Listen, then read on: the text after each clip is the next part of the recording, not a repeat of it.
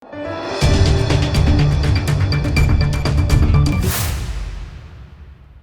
દર્શક મિત્રો, આપ જોઈ રહ્યા છો લોકમૈત્રી ન્યૂઝ. હું છું એન્કર અર્પિતા પટેલ. હવે જોઈએ અગત્યના સમાચાર.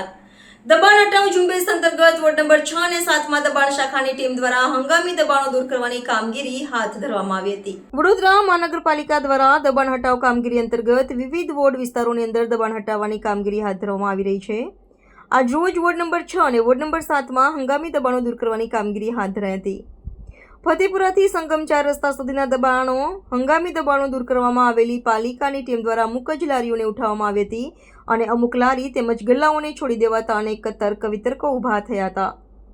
સંગમ 4 રસ્તા નજીકની ચણાની લારી ચલાવતા એક વ્યક્તિ પાસેથી ₹1500 ભરાવી અને લારી ઉઠાવવામાં આવી ન હતી અને તેની બાજુમાં જ આવેલી શાકભાજીની લારીના ઉંમરલાયક વિધવાબેન કે જેઓ રોજે રોજ લાવી અને જીવન ગુજારે છે, તેઓ પૈસા ભરવા તૈયાર હોવા છતાં પણ તેમની લારી પાલિકાની દબાણ શાખાની ટીમ દ્વારા ઉપાડી લેતા વહાલા દવલાની નીતિ અધિકારીઓને સ્પષ્ટ દેખાઈ આવી હતી. Bureau report, Lokmaitri news, Vadodara. આ જે હંગામી દબાણો છે તે હાલ પ્રોગ્રામ ઉપરની સૂચનાના અન્વયે દૂર કરવામાં આવેલ છે. કયા કયા વિસ્તારથી ક્યાં રૂટ? ફતેપુરા 4 રસ્તાથી સંગમ સુધીનો વિસ્તાર લેવામાં આવેલ છે.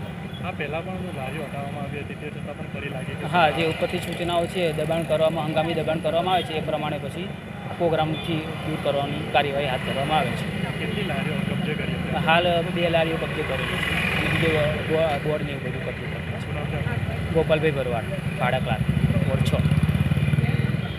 લોકમૈત્રી ન્યૂઝ સાથે જોડાયેલા રહેવા અમારા યુટ્યુબ ચેનલને સબસ્ક્રાઇબ કરી ફેસબુક અને ઇન્સ્ટાગ્રામ પેજને લાઇક અને શેર કરો.